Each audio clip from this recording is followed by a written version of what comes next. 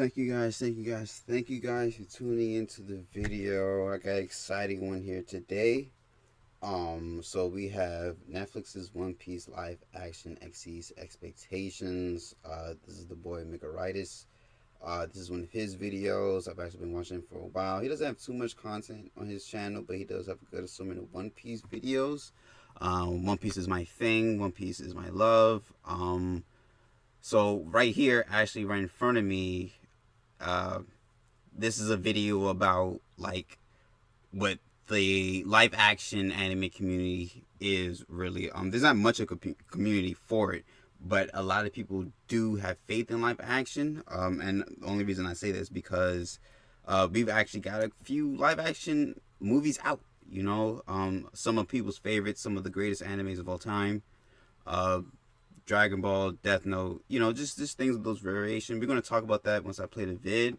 But yeah, again, guys, thanks for tuning in. Again, big shout out to the boy Megaritis for this video right here. Because these videos are essential when it comes to like the future of media and things like that. So let's go ahead and tap in. Let's see what he's talking about. All right. Netflix's One Piece live action will surpass and is surpassing all expectations. Okay. Yes, that includes yours. And despite the drama floating around on Twitter that, quote, One Piece tested horribly, a major Wait. We gotta go back already.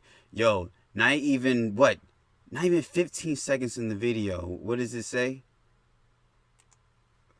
One Piece tested horribly. Oh my goodness. Oh my goodness. So let's go ahead and read out the whole tweet. This is by Divinity Seeker. Shout out Divinity Speaker for giving us this kind of information. Again, this is the things that we need from a source connected to Netflix. Avatar: The Last Airbender will no longer release in 2023, but Netflix believes that they will start with Stranger Things. I believe this will be the Stranger Things. Okay, so we have Avatar: The Last Airbender coming. I've heard this has been coming for a while. Actually, I haven't heard much from it. I just heard it's on the way. But again, guys, this is looking cool. I'll tap in. It's Last Airbender.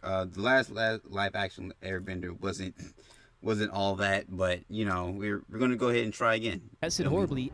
But I gotta go back again. That quote One Piece tested horribly. This hurts me. The CGI looked bad and the story didn't make sense to non-fans, and they're rewriting entire episodes. Jesus Christ. Okay. I want to say, in my honest opinion, guys, will it work? My only faith is that Oda's holding hands. Oda's there with them, so therefore he's going to guide them in a proper direction. But seeing this leak or whatever you hear, this tweet by Divinity Seeker shout out Divinity Seeker, it's not shaping up to be the best. Let's just go ahead with the bid. Tested horribly, a major on One Piece. In the first episode, the first half is completely all flashbacks, features a young Luffy before we jump to the present and rush through introductions to Zoro, Nami, Usopp, and Sanji, all within the remaining 15 minutes, a major deviation from the source material. Wow, I get it. So what they're trying to do, guys, right? They're trying to give you everything that was in the original source material in a good, solid, episode capacity that they have for it. Because you know it's not going to be... It was more than 50 episodes for them to get into the Grand Line. More than 50 episodes for them to, establish everything before they really sat out into the world that they knew. This says here that we're going to get flashbacks of young Luffy before we jump to the present and rush through introductions to Zoro, Nami, Usopp, and Sanji. So it looks like they're going to have all 5 of the first members before going to the Grand Line in the first episode of the series. Now, I know how that sounds. But they're trying to make sure that everybody gets it. especially for people that watch live action stuff. Some people aren't familiar with animation, so they're trying to keep in mind for people who are, you know, who only watch live action movies, people who don't watch anime, people who don't even like cartoons but maybe they want to watch One Piece. What's a good way to wrap it up? To have everything together, to bundle it, to make sure that everything is seen and heard as soon as possible, so that way people are digesting it and people are taking it in as much as possible. Yeah, let's continue with the vid. Deviation from the source material and the tone of the show isn't really working, which to many may not come as a surprise. That's up. Hold on. What's that say? Okay, go back.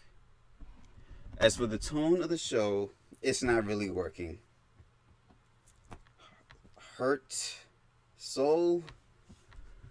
The makeup look of some of the cast look off, and the show jumps between being over the top, goofy, to being serious, and it's jarring and inconsistent.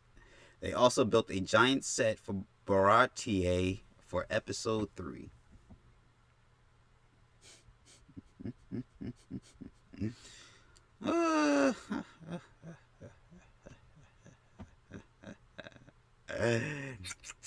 Okay.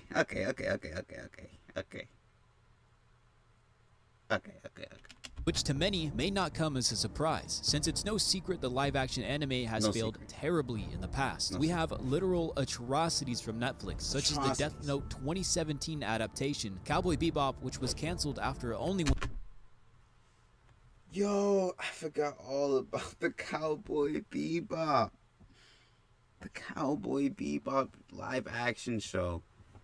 Cancelled by Netflix after 1 season. Okay.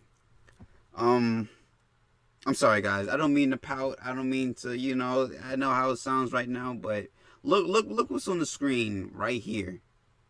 Cancelled after 1 season. It would hurt me to have something as good as One Piece be cancelled after 1 season because it didn't shape up to the standard.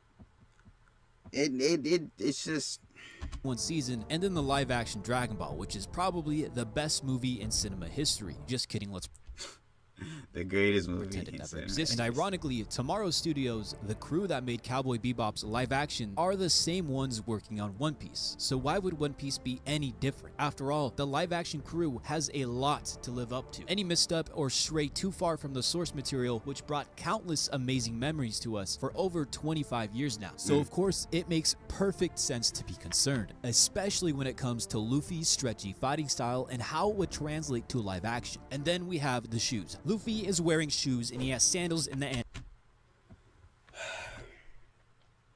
Let me tell you why this is a problem. Let me explain to you why this is a problem. When you're watching, for example, you know, this is a complete example. When you're watching the anime, when you have certain characters off screen, you can tell a certain character who they are by, you know, their laugh, by their demeanor, you know, it's just some things you can tell who a character is by looking at them on screen and telling where they are off screen in the room. I remember watching One Piece one time, and I remember, you know, Luffy a boss. Luffy always stepping in somewhere. You know, he has his grandiose entrance. You know, the boy. So it was off screen, but you can hear somebody walking up to, you know, the characters that he was walking up to. You can hear Luffy walking up to characters off screen, and you can tell that was him by the sandals he was wearing. The sandals were clacking and clicking as he was walking towards, you know, the people he was talking to at the time.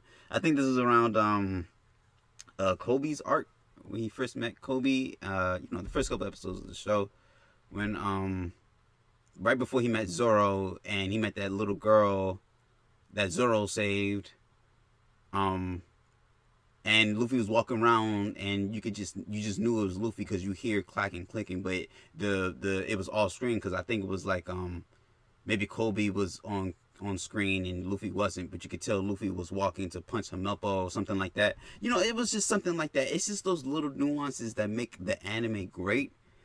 But here it's saying that Luffy has Luffy has shoes. Luffy shoes. is wearing shoes, and he has Shoes. He has shoes. I understand they got to make the actor of the series feel comfortable. The actor who plays the live action Luffy version has to feel comfortable, in what he's doing. But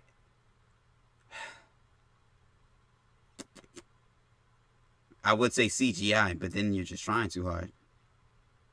Let's continue. Sandals in the anime. Sorry guys, it's only been a minute. I've been ranting already. It's a lot. This is absolutely unacceptable. I'll have you know, my father literally none of this matters because the man himself, Ichiro Oda, is heavily involved in the creation. Heavily.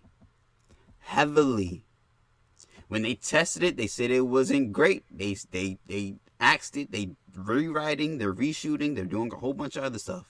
He's holding hands. Faith in Goda. We have to. We did the first time. Let's try it again. Creation process. Himself, the Netflix crew, and the cast are passionately working.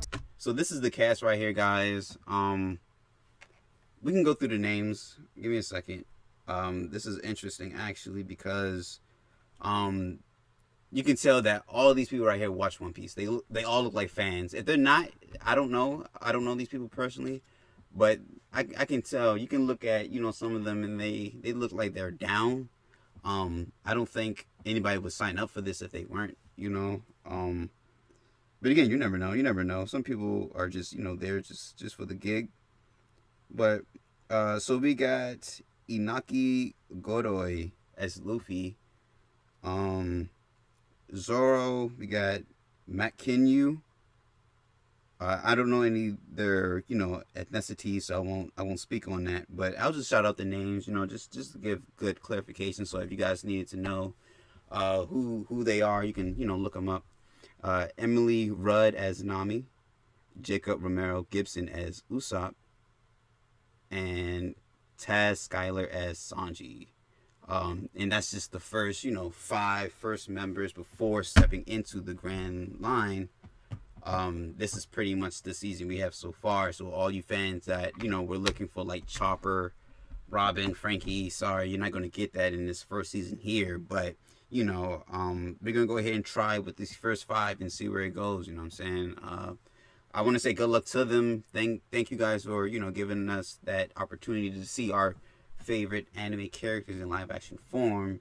But again, the live action community isn't that big, and a lot of people aren't really big fans of the live action movie. So it's just let's go ahead and try. Let's go ahead and try for the cause, guys. We got to give it a try. I will be tapping in for sure. Together with one of the highest budgets any live action anime. What is it saying right here on the screen? Live action One Piece budget on par with Marvel Studios' films. Last time I checked, it took like hundreds of millions of dollars just to make a good Avengers movie. Hundreds of millions. Not 100 million, hundreds of millions. They're putting all into it. This is what I'm trying to just. They're putting a lot into it. I gotta try. I had to try for Evolution. Didn't get Bebop a try. Death Note. I never seen the original Death Note. I ain't gonna hold you. I know what it is. I was spoiled, so I was like, I don't even want to tap in. But yeah, they're working with a lot here, and I gotta do it. May has ever worked with. But that's not even the best thing to be excited about, because One Piece has something a little magical, making it nearly immune to failing. I'll get into specifics later in the video, but for now, just give me your time, and after watching, tell me if your mind has changed or not. And I promise you, your mind will change. But first, allow me to debunk all of your concerns and the drama brewing on Twitter, and then we'll get into everything you should be excited about. So drop a like and do hit subscribe so I can reach my goal of surpassing the official One Piece YouTube channel with 1.88 million subscribers. That means I only need a 1.86 million more subscribers. So he was trying to, compete with the official One Piece page. He's only had, what's that, 18, 19, 20, 22, like 3,000 more subscribers since he's posted this. That's not bad. He's had 1,000 subscribers in 3 weeks. That's not bad. Not bad. Keep working, my boy. Keep working, please. Shout out again, Megaritis. Megaritis. You guys go follow that boy. You guys go subscribe, like his videos, do all that kinds of good stuff, please. We are extremely close. And now, let's talk about the drama. Perhaps the largest thing concerning fans is how seemingly every other live-action anime has failed terribly before.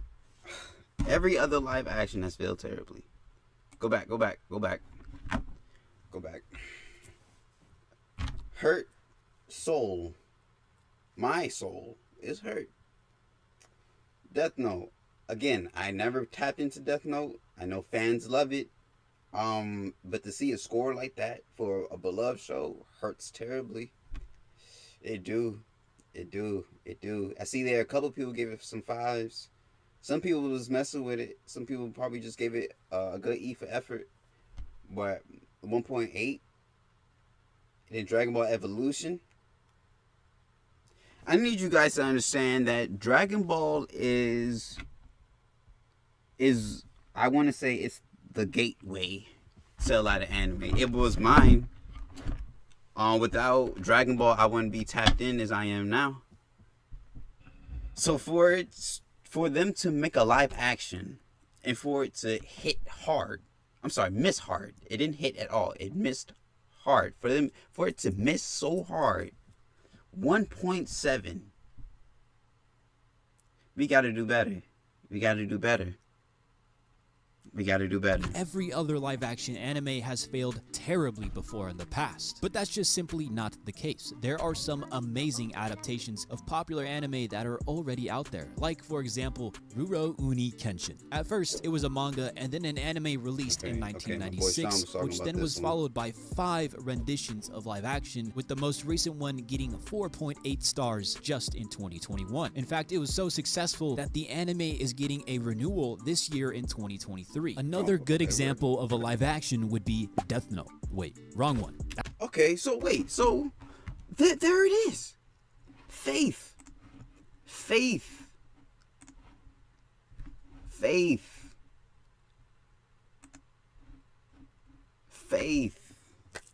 It's right there in bold. Rurouni Kenshin, the final. 4.8 out of 5. That's not bad. 100% on Rotten Tomatoes, 7.2 IMDb. This is good. That's sharp. That's a lot better than what we was working with, but the other two we was just looking at, guys. But yeah. So, me and my boy Sean was talking about this one actually. He was saying that it was easier for them to do this because, in Rurouni Kenshin, they don't have a whole bunch of abilities. They don't got too much going on. They're literally samurais, walking around, slicing each other up. But, that probably looks cool in CGI. But then you got One Piece, and half of everything in that joint is pretty much made up. So, I don't know. If they do it right, it can be done.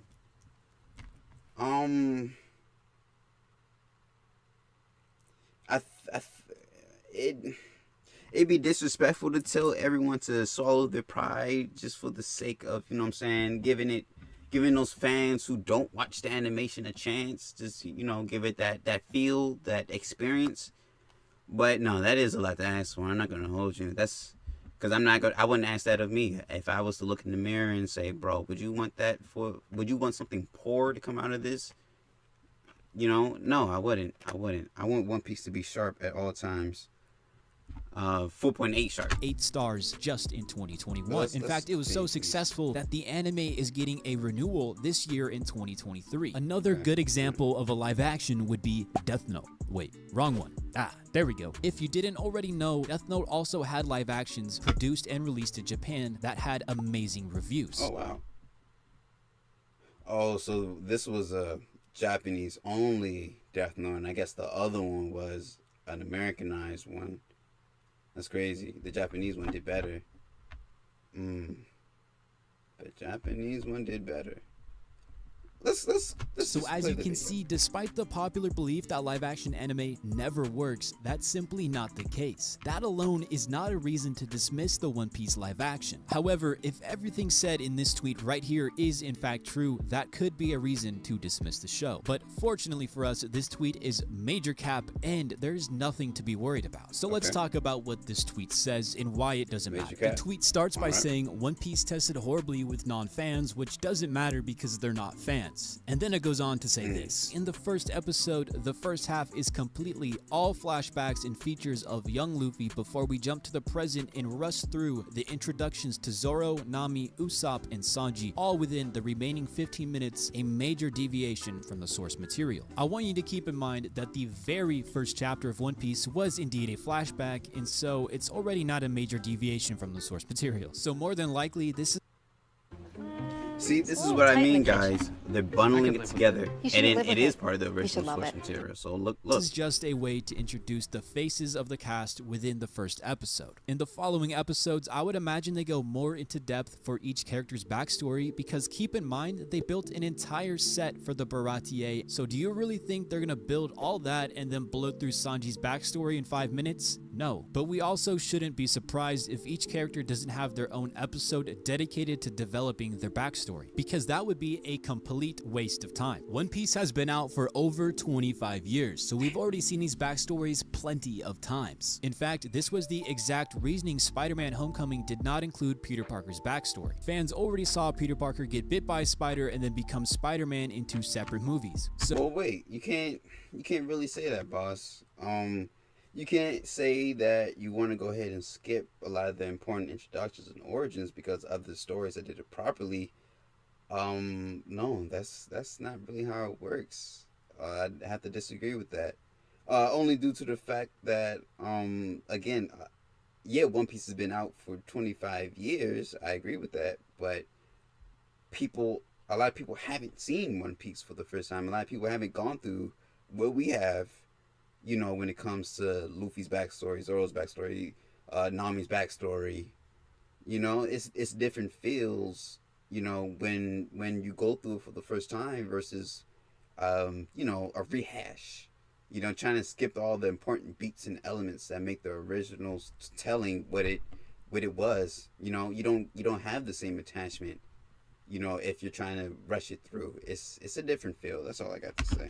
So even if Netflix decides to speed through all of the character introductions, we already know who they are, and that doesn't take away from the live action. The tweet also goes on to say that, quote, as for the tone of the show, it's not really working. The makeup/look of some of the cast look off, and the show jumps between being over-the-top goofy to being serious and is jarring and inconsistent. To anyone who has seen any amount of One Piece, you would know that the show goes from goofy to serious very fast. Just like in Amazon Lily, when Luffy was running around all goofy at the top of the castle to falling into Boa Hancock's bath and learning about her past with slavery. As for the makeup, let's be honest with ourselves. One Piece characters are some of the goofiest looking characters in all of anime. If you weren't already convinced that this tweet is garbage, just a few days after it was tweeted, Greg Werner, an official collaborator, confirmed, quote, the test audience article that you don't need to read, click, or share is entirely untrue. Now that we debunked that tweet, it's time to go over some of the smaller concerns addressing the live action, such as the shoes, which technically is a deviation from the source. However, this is the real world and it is much safer to do stunts in shoes than sandals. So you would have to either pick between weak stunts or him wearing shoes. Personally, I would much rather him wear shoes and have cool stunts, but I mean, it's up to you if you want shoes to be the reason you're not going to watch a show. But then there's also some people who are a little bit worried about the way Luffy is going to look when he stretches his arms, which is a much more valid concern to be worried about the show than the shoes.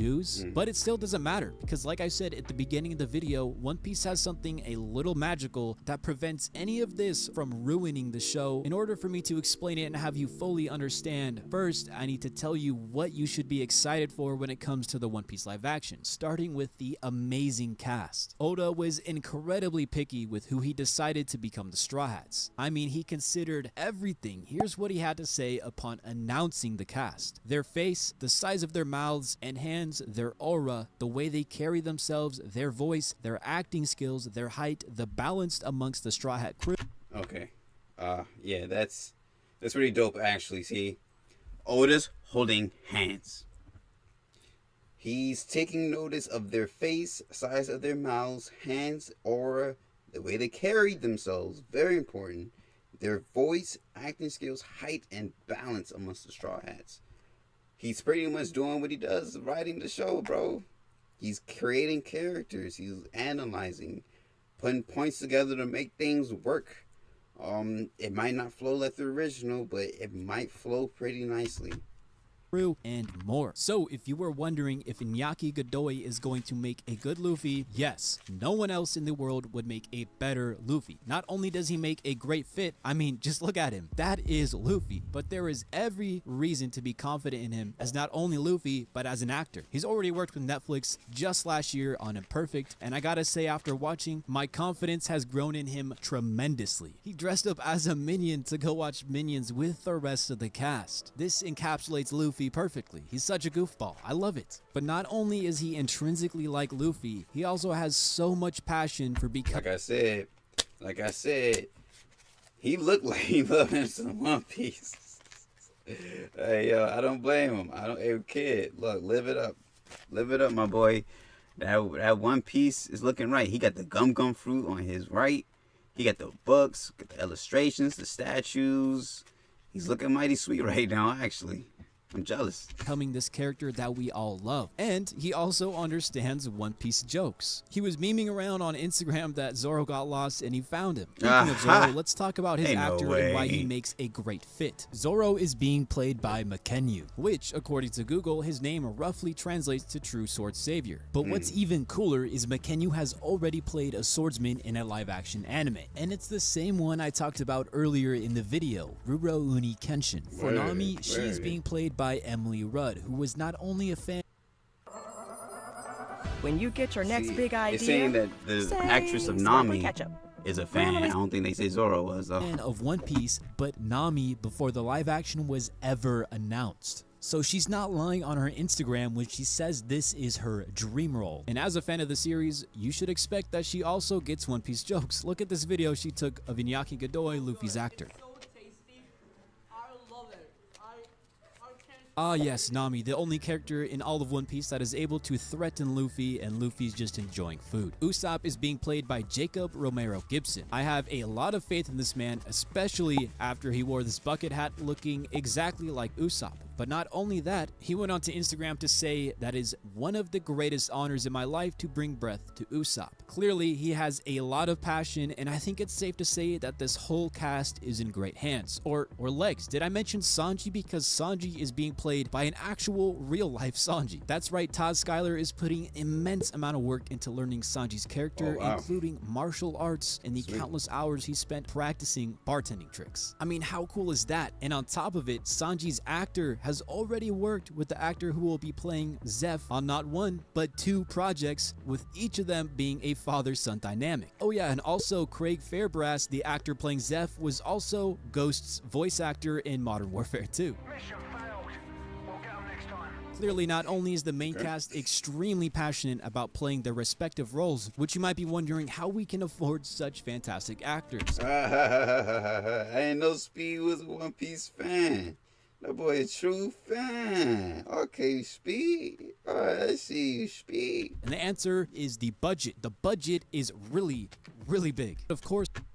In a recent lecture, Richard Berlin, the production designer of the One Piece Netflix, said the budget of the show is comparable to a Marvel movie. So the budget means nothing if the studio working on it wastes it, right? And if the studio is the same one who worked on Cowboy Bebop, doesn't that mean One Piece is doomed to fail? No, actually, quite the opposite. I want you to keep in mind that while Cowboy Bebop was canceled after a single season, the reviews were not overwhelmingly negative. It nearly had 4 stars on Google. Wow. Compare that to the 1.8 stars Death Note 2017 got, and all of a sudden, Cowboy Bebop looks like it deserves a Grammy. So why did it get canceled after only 1 season? Well, the answer can be broken down into 2 main reasons. The first reason was because it wasn't faithful to the original source material, and the second reason was because of the budget. Each of these reasons are highlighted by Ted Biaselli, a Netflix executive, in this article by Screen Rant. He stated that he also wanted to avoid doing a shot-for-shot adaptation, something that the live-action Cowboy Bebop series was slightly maligned for. or simply taking the franchise and ignoring the core themes of the series. Knowing Oda is significantly involved with the series should ease fans' concerns about the adaptation. Past reports Knowing Oda significantly involved with the series should ease fans' concerns about the adaptation. It does for me. have indicated that Netflix aims to avoid another disappointment like Cowboy Bebop. Thus, they are working hard to ensure a hit, such as giving the series a larger budget than its other shows. Yet despite the budget and the fact that they were not faithful to the source, Tomorrow Studios managed to put together a 4-star show. I think it's safe to say that when it comes to them creating One Piece, we're in good hands and there's only room to go up. Since of course we won't have to worry about Oda publicly criticizing the live action like how Cowboy Bebop's creator did for not being faithful to the source. Since of course Oda is literally the source and he is working on the project himself. This means that the One Piece live action has massive potential since nobody else in the entire world knows what makes One Piece truly great better than Oda. And what makes One Piece truly great is the same magical reason I mentioned earlier in the video. Regardless if the fighting style is good or goofy or bad, or if Luffy's wearing shoes, it can never take away from the fact that One Piece is a story about world building and adventure. If you told me that you watch One Piece for the fights and animations, you would be lying to yourself because nobody watches One Piece for the animation. The only reason someone would watch 1,000+ episodes of One Piece is because of the world building and character development. No other series out there is this detailed when it comes to each character and even the side characters and cast, leading to one of the most amazing pieces of media in history, keeping you on the edge of your seat following the adventures of Monkey D. Luffy, meeting his friends, going exciting places, and learning what the world has to offer, along with each character's dark, intense backstory and the themes that surround it. And the morality is even questioned as the protagonists are portrayed as pirates. I think these are themes that the live action can do an excellent job in portraying and give us a new way to look at the darker tones of One Piece. So let me know down in the comments below if your expectations have changed. And if you'd like to know more about the complex morality in One Piece, check out my video on why Luffy is not a hero. So yeah, bye. Netflix's One Piece live action will Netflix's One Piece. Well, guys, this is it. This is a thing. One Piece's live action show is set to release soon. I'm going to be looking forward to it heavy. I know many people are. You know, it's going to be mighty dope. You gotta have faith. Got to.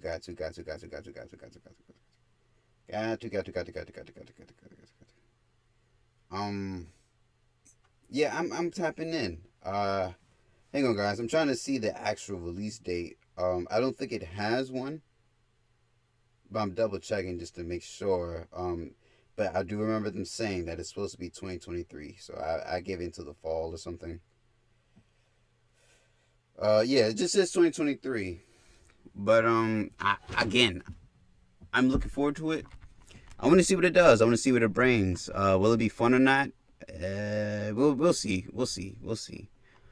Again, live action isn't to be taken, you know, taken. It's take it with a grain of salt. Let's just put it that way. We got to be careful with it. It's important to just look at the facts and just say that, okay, this isn't the best. Let's see what we can do to do better, you know? But again, guys, thank you. I'm tuning out now. This was my live reaction to my, you know, Netflix's One Piece live reaction to Exceeds Expectations video.